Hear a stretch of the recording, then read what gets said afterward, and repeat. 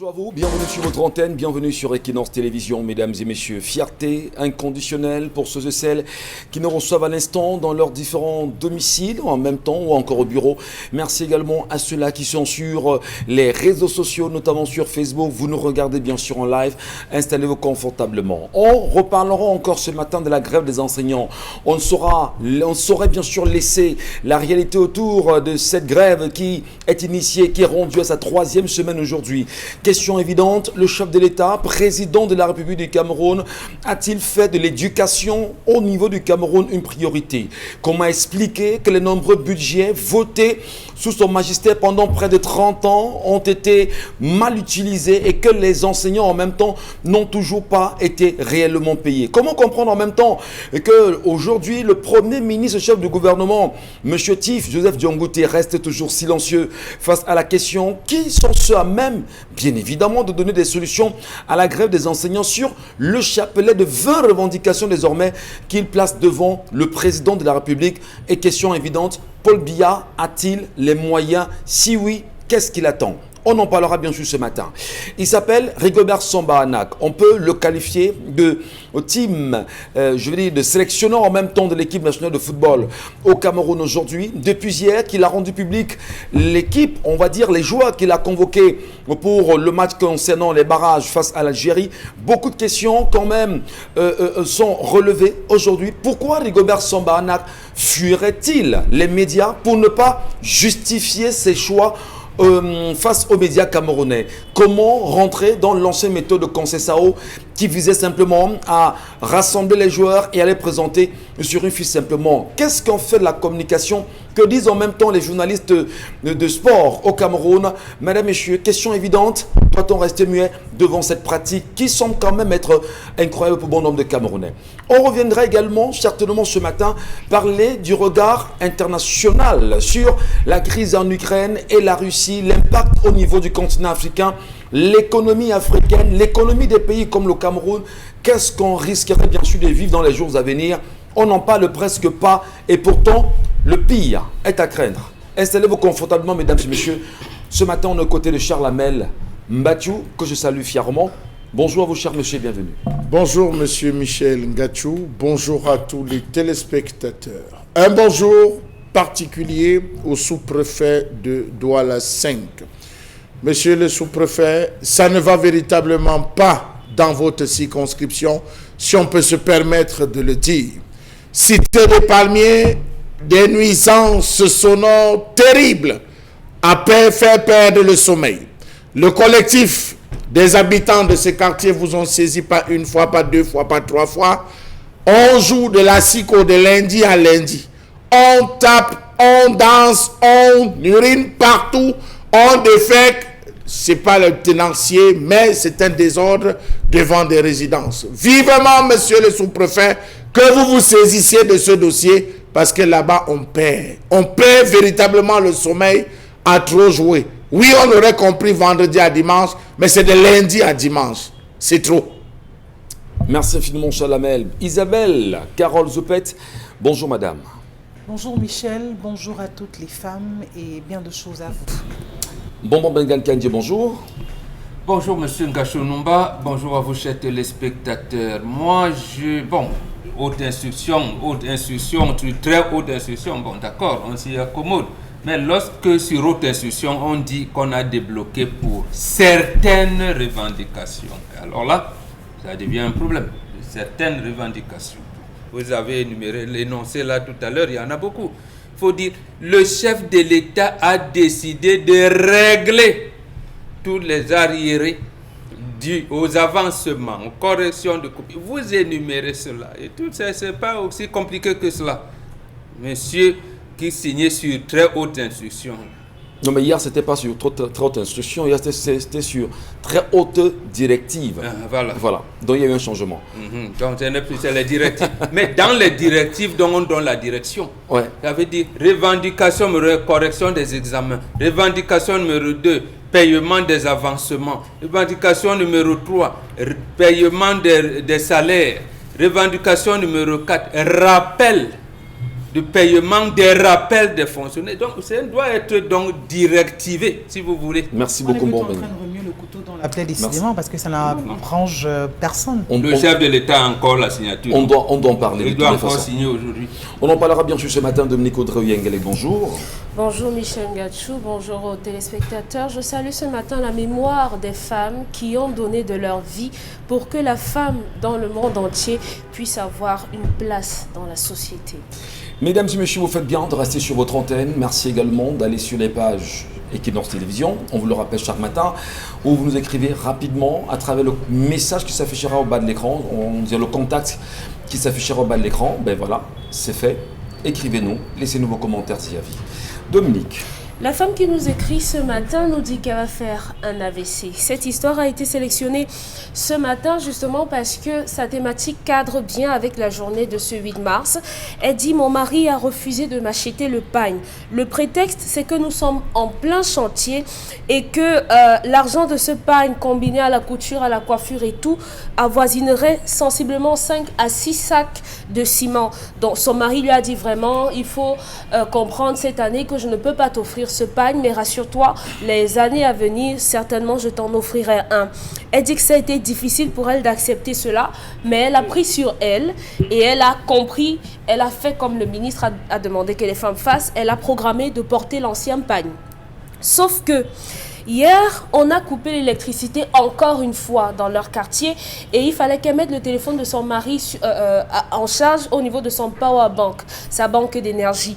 Et lorsque le téléphone a fini de charger, en allant remettre le portable à son mari, celui-ci reçoit un message et elle a cité le message. Le message disait « Bébé, les 20 000 que tu as donnés pour la couture du pagne de Laetitia, de maman et pour moi ne sont pas suffisants. Il va falloir que tu m'ajoutes encore 30 000 francs. Tu me fais un dépôt de 30 000 francs pour que je complète l'argent de la couturière. C'est également pour ma mise en beauté et que je puisse avoir l'argent de transport pour arriver sur notre lieu de rendez-vous. » La femme qui nous écrit ce matin dit qu'elle n'a pas eu la force de faire un caca nerveux en remettant le téléphone à son mari. Elle n'a rien dit. Elle dit que je sais où il dépose généralement son argent. Est-ce que je dois aller prendre cela pour pouvoir m'acheter également un pagne parce qu'on n'est pas dans une optique d'économie? Pourquoi cet homme ne tient pas compte de mes sacrifices? Est-ce que c'est normal ce qu'il fait? Qu'est-ce que je dois faire dans cette situation? Je veux avoir mon pagne comme les autres femmes. Merci infiniment Dominique Audrey. Et heureusement, l'histoire cadre avec le fait c'est pour ça de cette journée. Elle a été choisie et ce vous matin. l'aviez sélectionnée pour nos téléspectatrices. Hein, Les téléspectateurs. Parce que c'est un homme qui spectateurs surtout, Patrice. Ben, il y a une défense très féminine sur le plateau. J'aimerais d'abord dire à Madame Zoupet qu'elle est très bien habillée. Moi, j'aime vraiment votre tenue ce matin, avec ce petit voile-là en même temps, en espérant que Mambo s'en remettra. On n'espère pas. Voilà. On dit merci à Mambo. On salue le voilà. Voilà. Donc, on l'amène, moi, non, on ne parle pas. Non, on l'encourage. Mais non, parlez avec vos sœurs sur le sujet. Non, bien au contraire. C'est à vous qu'on devrait donner la parole. Sur la question justement, Michel le fera. Sur la question justement du pagne du 8 mars, qui semble être encore un problème ici, mais surtout le choix, je veux dire, les demandes qui l'entourent. On lui a quand même donné 20 000, ça ne suffit pas. Elle en veut plus pour sa mise en beauté, finaliser X ou Y. Pourtant, il n'y avait pas de pagne au départ, Dominique. Sauf si j'ai mal compris. Non, vous n'avez pas compris, justement. La personne à qui on a donné 20 000, c'est la femme, c'est une autre fille dont on n'a jamais connu l'existence. Il a acheté le pagne pour la Njomba, il a acheté le pagne pour la mère de la Njomba et il a acheté le pagne pour la sœur de la Njomba. Et dessus, il a mis 20 000 francs pour la couture. Et justement, la jeune femme dit, les 20 000 là ne suffisent pas, il faut ajouter. Et c'est la mère de la maison qui a vu ça? Qui est tombée sur le message. Et là, qu'est-ce qu'elle veut qu'on fasse? Est-ce qu'elle doit aller prendre l'argent et acheter son pagne? C'est ça, la mère? Oui, puisque son mari lui a dit, je n'ai pas d'argent cette année parce qu'on est en train de construire. Mais il a acheté le pagne pour 3 personnes. Le mari a choisi justement de mettre à l'écart sa propre femme, en fait. Oui. Hein, et de privilégier sa relation extra-conjugale. Donc vous me dites, les hommes doivent nous expliquer ça. Non, pas les hommes, il y a un homme, Dominique Audrey. Charles Amel. Michel. Mon avis ne compte pas, en fait. Ça compte. Ce matin, ça ne compte pas. Ça compte pas seulement pour les remercier. Charles Amel doit nous expliquer cette équation. Elle veut rentrer. Fait quoi son mari là maintenant? Qu'est-ce qu'elle veut qu'on lui dise? À vous de lui dire. Mais moi je vous pose la question en premier. Pour qu'on s'entende bien. Elle veut aussi le pagne. qu'est-ce que vous lui dites? Qu'elle fasse quoi à son mari? Qu'elle dise quoi à son mari, Dominique Audrey? Qu'elle ne lui dise rien, qu'elle prenne l'argent, elle achète son pain, elle achète pour sa mère, elle achète pour ses soeurs, elle achète pour ses cousines. En quoi est-ce que... Hier, on posait encore un problème de téléphone ici. Non, le message s'est affiché, non, elle s'est fouillée. Elle ne fouillait pas. Elle avait le téléphone branché sur un powerbank et le message est arrivé. Vous savez qu'il y a des notifications sur certains téléphones, on ne va pas citer la marque, sur certains téléphones qui affichent intégralement les messages. Oui. Et c'est ce qui est arrivé. Alors donc pour vous, la solution, c'est qu'elle aille simplement prendre l'argent. Oui, qu'elle achète aussi sa part. Parce que si vous êtes avec quelqu'un qui ne peut pas... Est-ce qu'elle a le droit de mettre la main dans les économies de son mari sans son accord? Biens. Si on est en face de quelqu'un qui ne peut pas comprendre qu'on fait des sacrifices pour cette personne, alors on se comporte comme n'importe qui et tout le monde. J'ai pas particulièrement un goût poussé pour le pain parce que je trouve que cette journée représente tellement plus que ce pain-là, que les femmes devraient avoir l'attention focalisée ailleurs. Mais maintenant, il faut respecter les envies et les goûts de chacun. Si cette femme a voulu un pain et que son mari lui dit « je vais acheter le ciment avec ce pain-là » et qu'elle a supporté, il est hors de question, c'est malsain et c'est méchant que son mari achète. Il n'achète pas le pain pour une seule personne, il achète le pain pour 3 personnes. Donc, s'il achète le pain pour 3 personnes, alors vous vous servez. Je suis désolée, vous vous servez également. Alors, mais est-ce que c'est pas dangereux parce que je vous entends justement le dire, il faut se servir. Il y a des économies qu'il fait. Vous connaissez exactement l'endroit où il fait les économies. Oui. Vous y plongez la main. Non, là-bas, c'est pas là des économies. Elle a dit, je sais où il dépose souvent. Oui, d'accord. On admet que ce soit ses économies, que ce sont ses économies, et que vous y plongez la main, vous offrez des pains et tout ça. Vous ne pensez pas que le pire est à craindre? Le pire, c'est quoi, selon vous? Le pire, c'est quoi? Mais il y aura un scandale. Il n'y a pas de scandale à avoir. Pourquoi vous ne me donnez pas le pain? Ah, finalement, vous en avez besoin. Je pose la question, je ne vais pas te donner le pain parce qu'on est en train de construire. Ok, ça va, j'ai compris, je vais porter l'ancien pain. Mais maintenant, il est inadmissible et inconcevable que vous achetiez le pain à 3 personnes qui ne sont même pas les membres de votre famille. Ce n'est pas la mère de l'homme, ce n'est même pas sa sœur. Donc, c'est une fille comme ça et vous avez mis 50 000 au-dessus. Sans compter ce que vous allez dépenser pendant votre rendez-vous. C'est manquer royalement de confiance à sa femme. Et je crois qu'à un certain moment, il faut équilibrer la terreur pour qu'on puisse... Voilà. J'ai l'impression justement que la journée du 8 mars et le thème qui va avec, on parle de quoi? De hommes et femmes, pour un avenir... Pas sexuel et comme ça. Pour moi, c'est un peu ça, c'est non, je vous ai dit que le 8 mars, c'est pas le pain, c'est beaucoup plus. Je voudrais, Isabelle Garot, prendre votre avis sur la question. Le pain, premièrement, la tromperie, entre guillemets, qu'on a constaté. Deuxièmement, et bien plus tard, la position de Dominique Audrey qui pense que vous devez également vous servir. Vous, que ferez-vous? Je crois que c'est pas correct du tout, vraiment. De la part de qui? De la part de cet homme. Ouais. C'est pas sérieux du tout. Je crois que les hommes, à un moment donné, devraient être un peu, mais alors un peu plus proches, plus tendres, plus amoureux, plus souples et plus aimants. Et c'est ce peu-là que cette femme réclame. Son problème n'était pas au niveau du pain ou quoi que ce soit, mais qu'il soit allé dans une famille, offrir le pain à la mère, à la grand-mère, aux ancêtres, à la petite sœur et tout. Qu'est-ce qui vous rassure que ce soit le pain du 8 mars? Permettez, Michel Ngachou, on parle en français au moins. Franchement. C'est en votre langue, je dirais que oui, j'ai des difficultés à comprendre. Allons-y. Mais là, je crois que l'histoire a été relatée en français, on a tous compris l'histoire. Donc, au lieu de défendre les hommes, je crois que vous gagnerez à les interpeller, à plus de conscience tout au moins, à faire un bon casting. Parce que l'homme qui fait un bon casting, la Djomba dira au moins, et la mère, tu vas faire comment? Est-ce qu'elle a au moins son pain? Ou alors, tu vois, ça va se passer comment? On comprend que cette fille même manque de jugeote et tout. Parce que même pour beaucoup réclamer, il faut être un peu plus raffiné aussi. Mais c'est une personne de bas étage, excusez l'expression. Donc, je veux dire que le monsieur devrait au moins se rappeler de ce qu'il a choisi cette femme. Qu'il a épousée, c'est sa femme, c'est la mère de ses enfants et tout. C'est elle qui le supporte au quotidien. Par conséquent, s'il fallait commencer les distributions, il aurait commencé par qui de droit avant d'arriver là où il devrait arriver. Je vous relance, mais il commence par l'inverse. C'est davantage plus fatal. Je vous relance. aurait offert. Il l'a offert. Il l'a offert 3 pagnes et 50 000. Il l'a offert. Merci de venir. D'accord. Il leur a offert 50 pagnes, 50 000 et 3 pagnes justement à des personnes. À des gens qu'on ne connaît pas. Voilà. On n'a aucune certitude. Non, on peut pas vous allez choisir de dénaturer l'histoire. Maintenant, on passe à la colère, c'est mieux.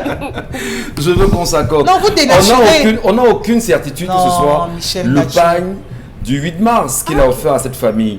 Alors maintenant, vous la dame, vous êtes sa femme. Vous avez tout avec vous. Et les enfants, et la maison. Vous décidez sur tout, partout, en tout et pour tout. À un moment donné, est-ce qu'on peut se poser des questions sur pourquoi avoir le regard sur des choses aussi légères? Non, elle n'a pas un regard sur des choses légères. Ces choses, c'est une actualité qui s'est imposée à elle. Elle n'est pas allée vers, c'est l'info qui est venue vers elle. Donc, il ne faut pas transformer les choses. Au contraire, on remarque que c'est une bonne femme. Parce que quand monsieur lui a dit, écoute, je n'ai pas de moyens, vu qu'on a un chantier qui est en cours et tout, elle l'a compris. Elle a pris ça sur elle, elle a encaissé, elle s'est dit, ok, d'accord, c'est normal, il faut qu'on progresse dans notre couple et tout. Elle est restée tranquille. Mais de là à constater que derrière, monsieur joue à un triple jeu, quadruple jeu, c'est quand même compliqué d'offrir à 4 personnes au détriment d'une seule personne qui ne demandait que ce pagne ou alors qui ne demandait qu'à se faire belle ou quoi que ce soit, mais de lui de crier dessus, non, je n'ai pas ci, je n'ai pas ça, et aller savoir dans quel état peut-être qu'il a laissé sa femme, peut-être qu'il n'a même pas pris le soin de dire, chérie, écoute, il va falloir que tu te coiffes, il va falloir que tu fasses ci ou ça, que tu sois toujours correct et tout, mais qu'il aille le faire. On comprend que régulièrement dans ce couple, il lèse sa femme au profit d'une autre. On ne peut pas empêcher d'un homme de zapper, c'est important pour eux, disent-ils, pour leur équilibre. On est d'accord, mais au moins commencer là où il faut. Même si je suis en intégrité sur ce plateau, je le dis au moins. Donc, c'est important. On devrait pouvoir le faire. On devrait arriver à le faire. Et quand on découvre ça, c'est tellement compliqué aussi à pouvoir avaler. On peut comprendre. J'insiste encore sur la chose légère qu'est le pagne. La mère, la femme, l'épouse, celle qui fait tout, celle qui partage sa couette, celle avec qui on vit, celle avec qui on partage tous ces moments intenses. Ne pensez-vous pas à un moment donné que le pagne est futile, soit futile? Le problème ici n'est pas le pagne. Vous êtes futile quand même. Mais le fait de vous dire alors, que est-ce qu'on peut pas faire je n'ai pas d'argent. Est-ce qu'on peut pas faire des cadeaux? Ça veut donc dire que cette femme, régulièrement, même la ration, elle n'a pas. Parce que monsieur lui dit, écoute, non, ça veut dire qu'à cette femme, même la ration, monsieur ne lui donne pas. Ouais. Il lui dit, écoute, tu sais que la semaine passée, j'ai eu à faire ci ou ça, non, j'ai pas de moyens, vraiment débrouille-toi avec les enfants là. Et il finit de vous dire ça, il est en train de dire que c'est le dos que vous regardez, quoi, parce qu'il est déjà ailleurs et il a le fait ailleurs. Je dis, on peut aller ailleurs, mais en se rassurant qu'on est correct à l'intérieur. C'est important pour vous-même, parce que je me dis que vous serez même déboussolé de savoir que vraiment de tous les côtés, ou alors là vous mettez la tête, que vous ne soyez pas en harmonie avec votre conscience. Donc, vraiment, le message ce matin, ce n'est pas à l'endroit des femmes, mais c'est plutôt à l'endroit des hommes. Vraiment, peut-être à eux de saisir l'occasion de cette journée de la femme pour se demander aussi le rôle d'homme auprès de ces femmes. Voilà. C'est hyper important. Charles Amen Battu, je me retourne vers vous. Je voudrais justement que l'on... Arrêtez de regarder Isabelle Carole et Isabelle ne regardez pas Charlamel. Mais qui s'arrange à ce qu'il va dire, Michel Gachou. Il faut qu'on soit d'abord d'accord sur le principe. Non, il faut d'abord qu'on soit d'accord sur le principe. Qu'il s'arrange à ce qu'il va dire, parce qu'il y a d'abord des femmes sur ce plateau, il y a des femmes qui regardent le programme et il sait qu'il est un influenceur. Donc, et il a 4 femmes. Voilà. Qui le regarde? Eh bien là, je ne sais pas comment je vais les relancer parce que Charlamel, prenez la parole, je vous en prie. Vous m'avez pas posé des questions.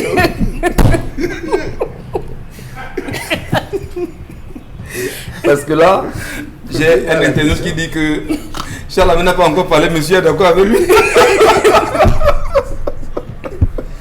Allez-y, posez-moi la question. Allez, on va essayer d'être un peu plus... Pourquoi les hommes, il a refusé le panier à sa femme? Monsieur Michel Gachou, il y a 3 fautes lourdes à dégager dans cette affaire. La première faute, Que faisait-elle avec le téléphone de son mari? Ah non, on s'éloigne du sujet, Michel. On s'éloigne du sujet. On s'éloigne du sujet. Non, non, restez dans le sujet. Avec le téléphone de son mari. Ce n'est pas le problème que la dame pose. Ce n'est pas le problème que la dame pose. Non, Michel Gachou, c'est pas le problème qu'elle pose. Que faisait-elle avec le téléphone de son mari? Elle a coupé de l'électricité et elle a mis le téléphone de son mari. Lorsqu'on charge le téléphone de son mari, pour éviter d'avoir mal aux yeux, on retourne. Et on fait comment pour savoir que ça a pris la charge? Il y a le flash. Dès que ça sonne, ça donne la lumière, on dit chérie, ton téléphone. On ne regarde pas le téléphone.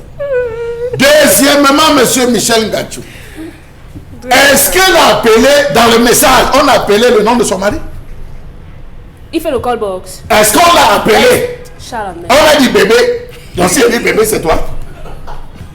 Charlemagne, vous n'êtes pas sérieux. Non, si j'ai dit bébé, c'est Isabelle Caron. Dites-moi.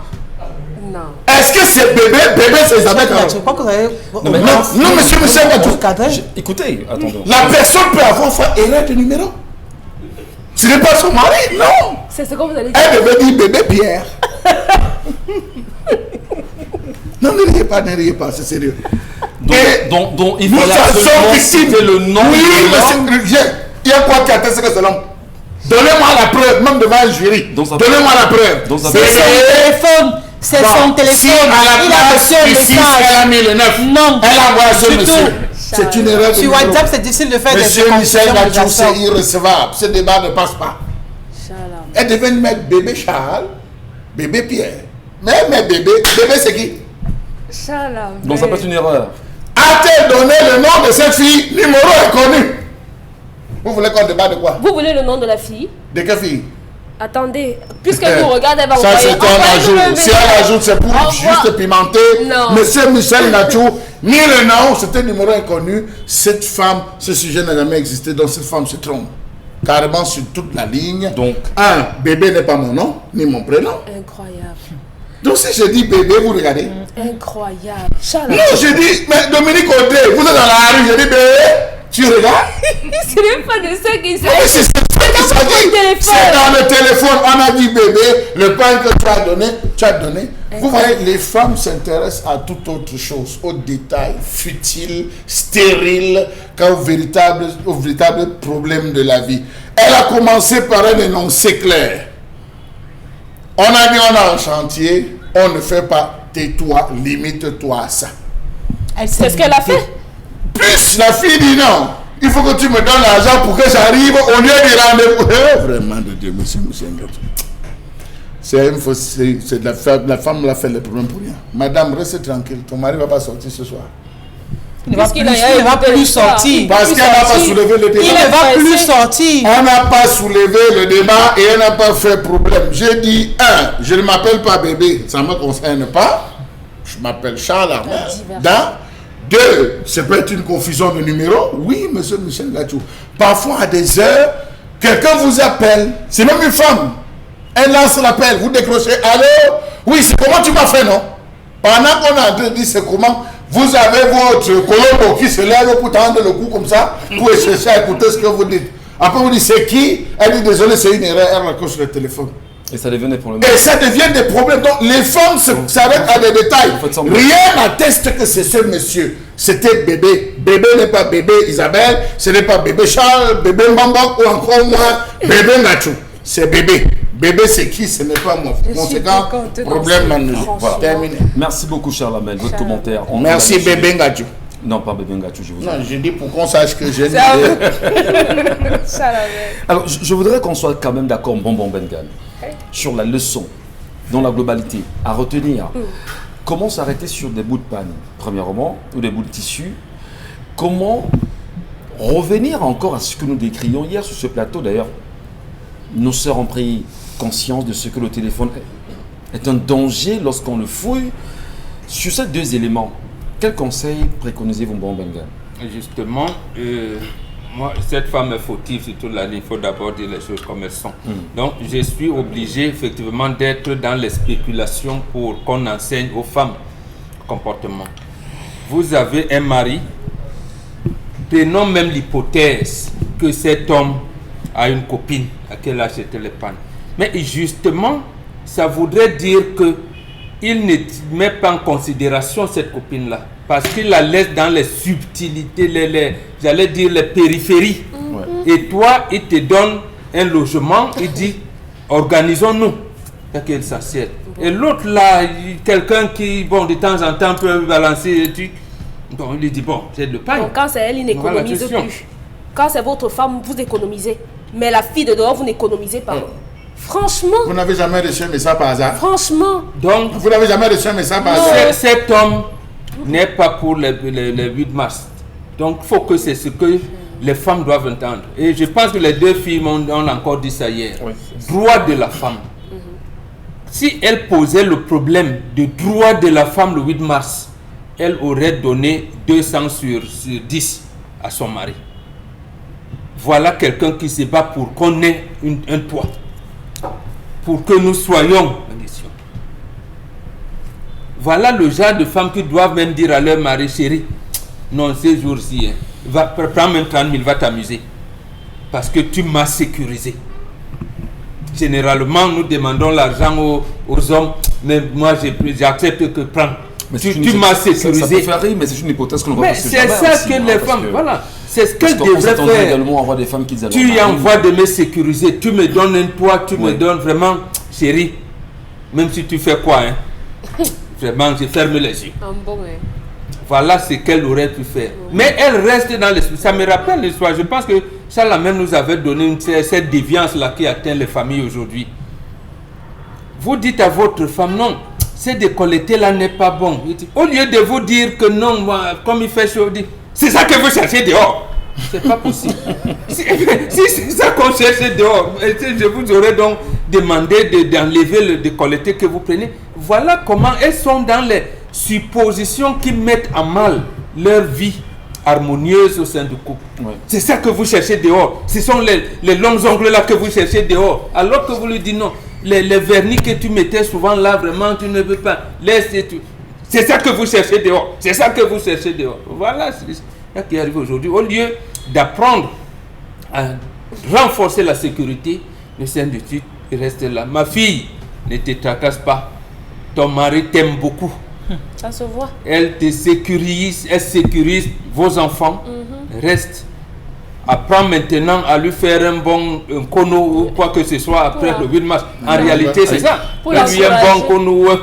Le mets de pistache là est très important. Vous lui faites ça avec le manioc, l'igname jaune ou avec les bâtons de manioc, vous lui servez. Merci. C'est un bon gars. Je voudrais rapidement, pour sortir de ce sujet, que l'on aborde, avec votre permission, Charles Hamel, parce que chacun prend une minute pour en sortir rapidement. Le thème retenu ce jour, naturellement, pour la journée internationale des droits de la femme. On parle de l'égalité des sexes aujourd'hui pour un avenir durable. Ça peut marcher dans notre environnement, égalité de sexe, mon Bengam? D'abord, c'est un test mal fait. L'égalité des sexes, je pense qu'ils s'embrouillent, nos chefs d'État de gouvernement là. On parle de l'égalité en droit. L'égalité en droit. Et je voudrais les inviter à lire Madame Badinter. Elle les amènera parce qu'il y a une néo-féminisation, un mouvement néo-féministe qui tend même à faire disparaître le sexe, à faire comme si le monde vivrait sans sexe. Donc c'est tellement mal conçu. Deuxièmement, je les renvoie parce que j'aime toujours penser, il y a au moins les filles à l'Occident qui ont appris chez nous. Allez lire le livre de Anne-Cécile Robert, paru aux éditions La Découverte en 2004, L'Afrique au secours de l'Occident. Anne-Cécile Robert dit là-dedans que c'est l'Afrique et les femmes surtout qui doivent prendre le peloton de tête pour conduire l'humanité dans l'harmonie. Parce que les cultures africaines sont plus efficaces, plus harmonieuses que toutes les cultures du monde. Lisez ce livre. Voilà. Isabelle Carole, égalité des sexes pour un avenir durable. Vous comprenez grand chose à ça? au féminin, j'ai envie de savoir. D'égalité, vraiment. On ne parle pas d'égalité. Parce que chaque personne a sa place, chaque personne a son rôle. Et je l'ai toujours dit, c'est une relation de complémentarité et non d'égalité. Donc on doit savoir qu'on se complète et donc qu'on soit égaux. Donc quand on a compris ça... L'homme ne sera jamais enceinte. Jamais. Il ne fera pas ce que la femme fait, du moins tout ce qu'elle fait, ou alors la femme ne fera pas tout ce que l'homme fait. En plus, il reste le chef de famille. Vous n'allez pas lui enlever cette casquette-là. Quand on parle d'égalité, je me demande bien ce qu'on peut mettre dans cette égalité. Moi, je crois qu'on nous éloigne plutôt de ce qui devrait être au cœur des préoccupations, notamment sur l'autonomisation de la femme. Je crois qu'aujourd'hui, on est à une ère où la femme devrait comprendre qu'il est important pour elle de se réaliser. C'est-à-dire qu'on soit dans un foyer ou pas, qu'on ne se cache pas derrière un homme pour dormir sur ses lauriers, qu'on doit toujours se battre, qu'on doit participer également dans la vie de couple. Et quand on parle de participation aussi, ça passe aussi par une formation qui n'est pas toujours de dire on fera un master, un doctorat ou quoi que ce soit. Aujourd'hui, même en ligne, on peut passer une formation, on peut faire n'importe quoi.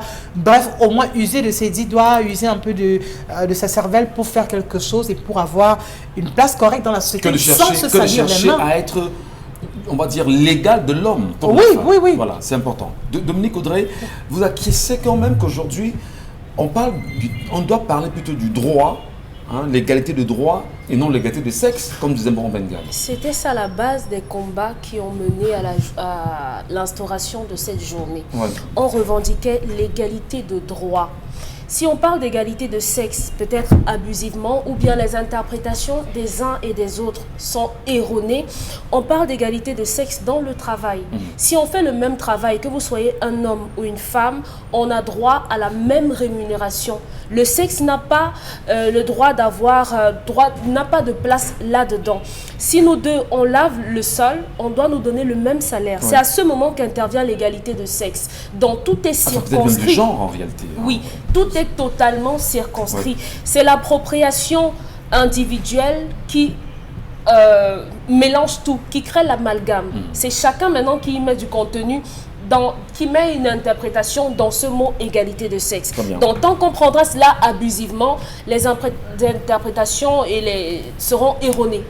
Alors Charles Hamel, est-ce qu'on va dire justement qu'une telle thématique retenue cette année ne vise que le conflit, la naissance du conflit permanent entre l'homme et la femme, lorsqu'on parle d'égalité de sexe aujourd'hui, pour une Afrique qui se veut constructive, protectrice de la femme en même temps, qui a une place hautement importante dans notre société. Monsieur Ngachou, je n'ai pas envie de commenter cela parce que les thématiques qu'on adopte généralement dans ce pays ne servent à rien. C'est de la poudre de perlimpinpin. Donc, on veut répondre à un certain lobbying, on veut répondre à un certain réseau, on veut répondre à certains organismes internationaux. Monsieur Michel Ngachou, comprenez là où vous suivez mon regard, égalité des sexes, allez voir là où on est en train d'aller, allez voir là où le pays est en train d'aller, voyez là où le gouffre vers lequel on est en train de s'enfoncer. Il faut bien vous balader pour comprendre égalité de sexe, égalité de droit, égalité de chance, égalité de tout ça. Tout ça n'a aucune... Pour moi, c'est des... Il n'y a pas de consistance. C'est des slogans. On nous amène très loin. On quittera de sexe certainement pour parler du genre, parce qu'aujourd'hui on sait qu'on a... Je vous dis qu'on a en train de faire plaisir, ça ne sert à rien. On a des genres qui sont en train de rentrer dans le monde aujourd'hui et ça risquerait bien évidemment plus tard de créer une grosse confusion. Donc c'est un thème en réalité qui ne devrait même pas être au cœur d'une journée comme celle-ci. Peut-être les femmes qui nous regardent ce matin pourront véritablement dire quelles sont leurs positions quant à cette journée. Mais surtout quant à l'histoire, qu'est-ce que vous dites à cette femme? Doit-elle plonger la main dans l'économie de son mari et s'offrir ce pagne, ou encore l'offrir également à ses parents? Madame, monsieur.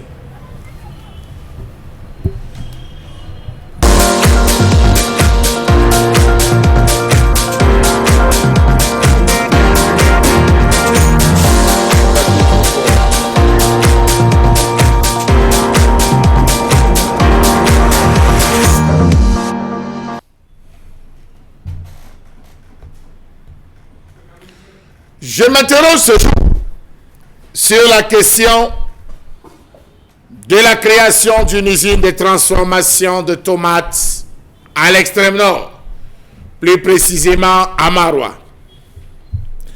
Dans un communiqué publié lundi 7 février 2022, le ministre délégué en charge de l'environnement, M. Nana Boubacar Diallo, avait annoncé que des audiences publiques relatives à l'étude d'impact environnemental et social détaillée du projet de création d'une unité de transformation de tomates se tiendront du 7 au 12 février dans la cité capitale de l'extrême nord du Cameroun. La joie se dégage désormais sur le visage de plusieurs élites qui sont contentes de ceci qu'une usine de transformation de la tomate verra le jour à Maroua. Seulement des questions fusent de partout. Est-ce que la production de la tomate au Cameroun est assez suffisante pour penser à sa transformation, qui plus est à l'extrême nord Cameroun? Dans l'affirmative, si la production camerounaise est abondante, pourquoi les industries agroalimentaires préfèrent importer la pâte de tomate plutôt que de se servir de ce qui est déjà sur le marché disponible? A-t-on procédé à la mise sur pied d'un plan de relance de la filière tomate dans ce pays? Question. Pourquoi avoir choisi l'extrême nord lorsqu'on sait que cette culture est pratiquement abandonnée par les paysans? Pourquoi procéder à la création d'une usine de transformation alors qu'il n'existe pas de programme maraîcher, notamment programme tomate dans ce pays? Comment comprendre l'empressement des élites à faire démarrer ce projet lorsqu'on sait qu'aucune préparation préalable n'a été faite bien avant avec les populations paysannes? N'y a-t-il pas lieu d'y voir un éléphant blanc dans un projet qui, aux yeux des experts, semble morné? Question. Le Cameroun dispose de 5 zones agroécologiques, riches par son potentiel agricole et surtout par la caractéristique physico-chimique de son sol. Les terres riches acceptent une diversité de cultures pour des rendements meilleurs par unité de production. La tomate, dit-on, est un fruit et légume riche en vitamines, constitue un ingrédient essentiel dans les mets culinaires. Pourquoi procéder à la création d'une usine lorsqu'on sait qu'on pouvait réhabiliter la SCAN, partant du principe de la forte culture dans la région de l'Ouest, et j'en passe. Précisons que c'est la culture la plus pratiquée dans le domaine du maraîchage, dont 49% proviennent de la région de l'Ouest. Pourquoi procéder à la création d'une usine à l'extrême nord, lorsqu'on sait que les références de base sur lesquelles travaillent les experts du Minader sont des anciennes variétés, notamment celles qui donnent encore 25 à 30 tonnes de tomates à l'hectare? Pourtant, aujourd'hui, il existe déjà des variétés hybrides qui permettraient d'obtenir plus de 1000 tonnes, plus de 100 tonnes de tomates à l'hectare. Il s'agit entre autres des variétés dénommées Jaguar, Cobra, Lindo, Pantin et Nadira. Pourquoi ne pas faire comme ailleurs, en mettant sur place des mini-unités de production, transformation pour booster le secteur? Ces mini-unités pourront avoir une capacité de production de 2 tonnes par jour, ceci comme c'est le cas dans les pays comme la Chine. Comment comprendre la création d'une usine de transformation à Maroua lorsqu'on sait qu'il faut au minimum dans les 10 000 hectares de terres cultivables pour espérer disposer de la matière première en permanence et en quantité? Or, à cause des problèmes fonciers qui plombent encore le secteur agricole dans le nord Cameroun, l'acquisition des espaces n'est pas aisée. Comment seront acheminés les produits des autres régions pour le nord? Qui va payer pour les coûts? Y aura-t-il une transformation préalable avant la définitive? Soit en même temps, soit peu d'accord. Quelle sera la politique mise en place pour les emballages? Existe-t-il des programmes de promotion des inventions? Question. Existe-t-il un programme mis en place pour encourager les écoles agroalimentaires, comme l'École nationale supérieure d'agro-industrie de Gaoundéré, notamment en mettant en place des programmes de financement des mémoires en lien avec l'agro-industrie, notamment dans le domaine des équipements, des solutions d'emballage liées à la tomate? Depuis la fermeture de la société des conserveries alimentaires du Noun, le Cameroun est dépendant de l'importation. Pourtant, le pays dispose d'un potentiel de production de tomates qui n'est pas exploité. Pareil pour l'industrialisation qui n'est pas encouragée malgré le besoin. Les comptoirs des marchés, des supermarchés de la capitale économique et de tous les espaces commerciaux au Cameroun ne désemplissent plus des concentrés de tomates venus des pays étrangers, conservés aussi bien dans des sachets en plastique que dans des boîtes en aluminium. Ces tomates concentrées viennent pour la plupart des pays comme l'Italie, l'Espagne, le Brésil, l'Algérie, la Tunisie, la Turquie, la France, les États-Unis. Comment non comprendre qu'on parle d'une usine alors que la majeure partie de ceux qui se disent industriels achètent, importent la pâte de la tomate. Et Dieu seul sait les conséquences sur la santé. Bien plus, parmi ces marques qui se bousculent sur le marché, une bonne partie est seulement en sachet au Cameroun. La pâte de tomate est importée à l'étranger. Parler donc de la création d'une usine, c'est encore pour une fois mettre la charrue avant les bœufs. Merci beaucoup, cher Lamel Badjou. On en profite ce matin pour saluer véritablement ces Camerounais, ces compatriotes qui nous regardent dans l'extrême nord du Cameroun. Très nombreux à Maroua, très nombreux à Garoua, très nombreux en Gaoundéré. Chaque jour, vous nous regardez malgré les coupures intempestives d'électricité. Vous tentez tant bien que mal de prendre le cap ou encore la bonne mesure de l'évolution du Cameroun avec nous chaque matin. La question portée par Charles Hamel sur la culture en même temps du tomate, mais surtout de l'usine de transformation qui devrait être créée dans l'extrême nord du Cameroun, reste encore un problème aujourd'hui. Avons-nous l'obligation de regarder en même temps les politiques agricoles mises en place par le gouvernement camerounais et les promesses mises en place en même temps par le même gouvernement? Qu'est-ce qu'il en est bien sûr de cette usine aujourd'hui? Je voudrais que l'on sache naturellement sur la question de l'usine. On parlera également de la question du foncier, la question seulement des importations et la politique même. Bon, Bengan, je commence par là, précisément. Parlant de politique, la culture même de la tomate aujourd'hui dans l'extrême nord du Cameroun, on sait qu'on a mis cela à l'écart au profit du maïs et du mil. Est-ce qu'à un moment donné, on peut se dire, pour éviter les importations, il y a lieu urgemment de repenser à cette culture en encourageant les populations à s'y réinvestir avec de bonnes garanties? Il n'y a pas, j'allais dire, de probabilité pour que ce genre d'initiative réussisse aujourd'hui. À l'extrême nord du Cameroun? Il n'y en a pas. Oui. Je pense que le gouvernement y penche parce que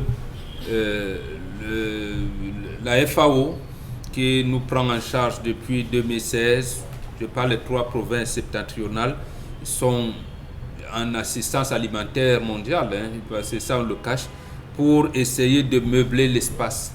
Donc c'est un projet qui risque malheureusement d'enrichir les poches de quelques ponts du régime d'addition. Le problème de l'agriculture dans le Grand Nord dépend d'un facteur premier, l'irrigation, l'eau. Qui est rare. Qui est rare. Mais malheureusement, dès la première pluie, on vous entend qu'il y a inondation. Comment l'eau peut tuer les gens là où l'eau est rare? C'est le problème qu'on a commencé à réguler depuis les années 70, notamment 1973. Et on avait découvert avec l'IRAD et beaucoup que, contrairement à ce qu'on croyait, c'est une zone fertile, et alors très fertile, au point où même à Lac d'eau, ce n'était pas au départ un barrage hydroélectrique, c'était faire la promotion de l'agriculture. À travers ce barrage-là. À travers ce barrage. Donc, pour le cas de cette usine de transformation de la tomate, oui, cette qualité de tomate peut pousser à l'extrême nord. Oui, on peut le faire, mais qu'est-ce qu'on va faire de l'irrigation? Peut-être que c'est la question centrale aujourd'hui. Absolument. La question de l'irrigation. Au-delà du regard que l'on porte sur l'usine de transformation de tomates. Tout à fait. C'est ce qu'on appelait à une certaine époque, et le président de la République le sait d'ailleurs mieux que quiconque, les zones agricoles prioritaires intégrées, les API. Donc, à ce moment-là, c'est au moins 5 départements ministériels qui doivent prendre le relais. Ministère de l'eau et de l'énergie, ministère de l'agriculture et du développement rural, ministère de l'administration territoriale, ministère du développement local, décentralisation et développement local, et les finances. Donc, qu'est-ce que ces ministères peuvent faire ensemble pour que un tel projet émerge? Absolument. Voilà, c'est ça. Même malheureusement, on lance un projet comme ça, on pense peut-être que c'est aujourd'hui, le Cameroun commence par un désert. Non, il y a des antériorités sur le plan agricole dans cet environnement-là. Et je vous prends d'exemple, par rapport aux réformes agraires de 1990, là, je vous avais cité ce livre ici de Jean-Marc Kella. Le titre, c'est « Quand l'État pénètre en brousse ». Le sous-titre, c'est « La riposte paysanne aux réformes agraires ». Donc chaque fois, on vous lance un projet agriculture de 3e génération à Saint-Méliman. Vous regardez, vous attendez 1000 ans, rien ne vient. Donc j'ai envie de dire que c'est des projets électoralistes et de la politique politicienne qui n'ont rien à voir avec la réalité. Or, c'est bien possible d'ériger une telle usine et justement la rendre prospère et bénéfique pour ces populations du Grand Nord et même l'exportation vers le Tchad et le Nigeria. Merci beaucoup, Moron Bengan. On a entendu Isabelle Carole Chalamet dans sa colère et justement exprimer un des problèmes majeurs, c'est celui de l'importation de la pâte de tomate. Hein, c'est ça? La pâte de tomate. Comment peut-on avoir une terre fertile dans l'extrême nord du Cameroun, à même de produire de la tomate de qualité là-bas, pensée et découvert en même temps par nos ingénieurs agronomes et qui savent d'ailleurs bien s'y prendre, et que l'on parle d'un projet de création d'usine qui devrait se mettre en place depuis, je pense, 2017. D'ailleurs, Dominique Audrey, si vous m'arrêtez. Mais sur la question, comment expliquez-vous aujourd'hui que l'on privilégie la piste de l'importation au lieu de la piste de la production locale et de la consommation locale? Parce qu'on est tellement conscient de ce que on a la réponse, mais on ne veut pas, on préfère se dire ok d'accord, on prend le raccourci, parce que là il faut l'avouer, c'est un raccourci de dire qu'on prendra ce qui viendra de l'autre côté, qui sera déjà fait, qui sera prêt à la consommation et on consomme un point, c'est tout. Je dirais que la tomate aujourd'hui au Cameroun, d'aucuns parlent de l'or rouge et je suis d'accord avec eux. Parce qu'il faut d'abord noter que c'est le fruit le plus consommé par les Camerounais. Malheureusement, aujourd'hui, on a tous les moyens, toutes les possibilités, toutes les politiques de production, mais pas de conservation. Et c'est le réel défi auquel les producteurs aujourd'hui sont confrontés. Rappelez-vous, il y a quelques années seulement, ou alors quelques mois, peut-être je dirais, on vendait le cageot de tomate à 1500 francs, à 2000 francs, voire bien moins. Simplement parce que il n'y avait pas de possibilité de pouvoir conserver cela. Parce qu'après cette belle période où tout le monde a pu s'offrir de la tomate en abondance, les mois qui ont suivi ont été très périlleux. D'ailleurs, en décembre, on a vu dans la revue des réseaux sociaux ces images où on voyait la tomate, on parle de 4 tomates à 1000 francs CFA. Pourtant, hier, on consommait la tomate avec 1000 francs, on avait tout un cajot. Mais là, vous êtes dans l'environnement de Douala. Si on restait dans le septentrion, Moron Bengan pense que c'est une politique politicienne de promouvoir, de promettre des usines aux gens qui n'arrivent pas. Et pourtant, on a des capacités de production locale et des résultats qui soient de qualité au niveau de l'extrême nord du Cameroun. Je crois que de ce côté également, il ne faut pas simplement s'arrêter à des discours, mais voir la faisabilité.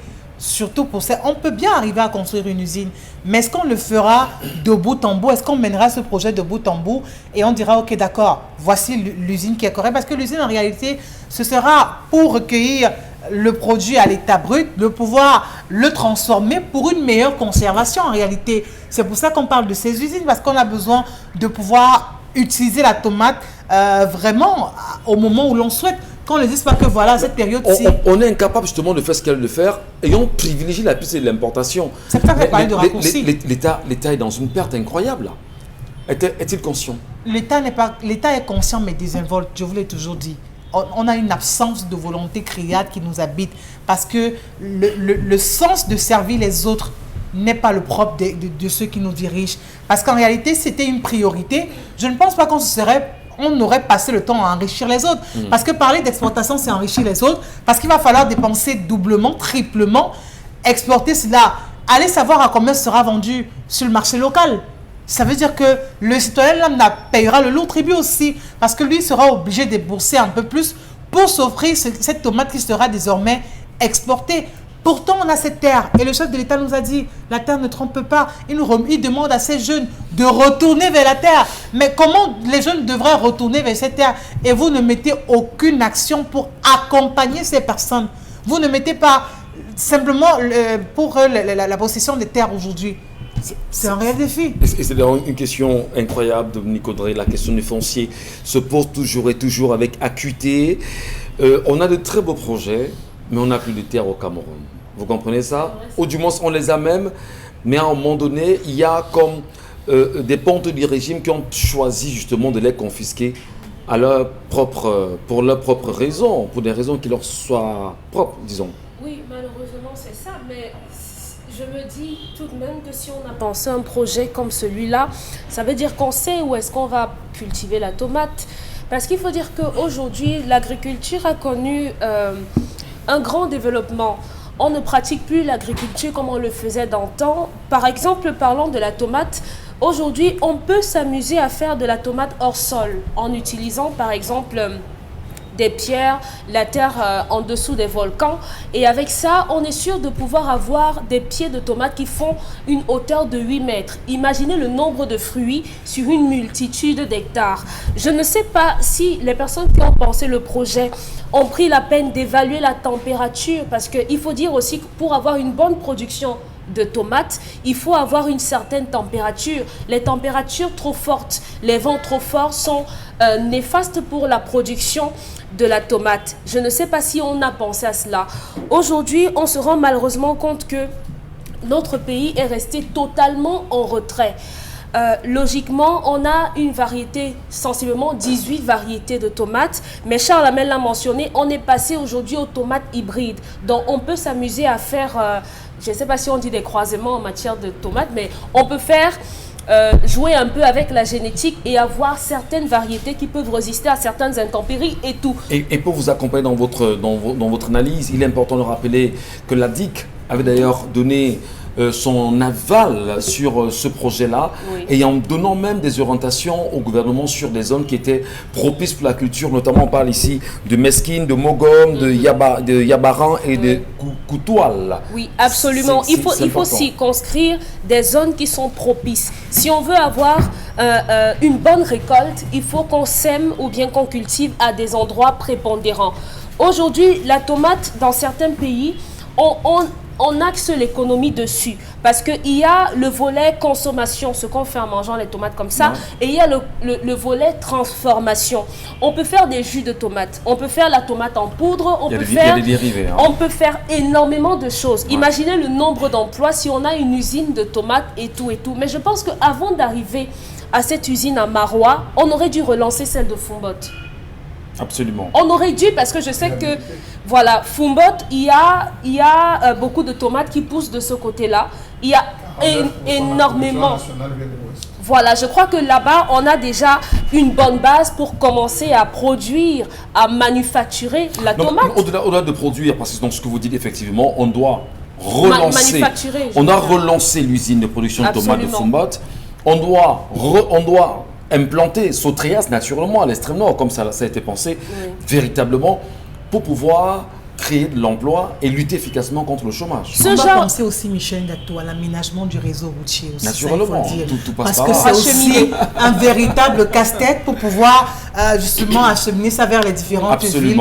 C'est un gros problème. Et favoriser beaucoup de producteurs. Vous savez que vous pouvez vous lancer dans la tomate et au moment où vous avez besoin d'écouler la marchandise, il faut peut-être se retrouver à Marois avec cette tomate qui peut se retrouver dans l'usine. Donc il y a des machines qui font ce travail-là. Mais avant d'investir à Marois, on aurait d'abord dû faire un test avec l'usine qu'on a déjà. Si jamais ça marche là-bas, si on réussit à en s'acheter la pâte de tomate qu'on ne l'importe plus, si on réussit à faire de la tomate séchée qu'on va envoyer à nos frères dans la diaspora, si on réussit à faire du jus de tomate qu'on pourra avoir dans nos restaurants, je crois que le test sera bon. Et là, maintenant, on pourra aller avec les bons éléments pour pouvoir démarrer à Marois. Le mal, certainement, est très profond, mesdames et messieurs. Pour vous qui nous regardez ce matin, comprenez-vous aujourd'hui l'origine des cancers, véritablement? Et bien surtout, comprenez-vous en même temps qu'on soit exactement dans ce qu'on appelle les enclos coloniaux de la France, naturellement. Comprenez-vous en même temps que les cultures ou la politique agricole du Cameroun ne sont pas propres à la volonté des Camerounais et même pas au gouvernement camerounais, et que les décisions partent de Paris en direction du Cameroun.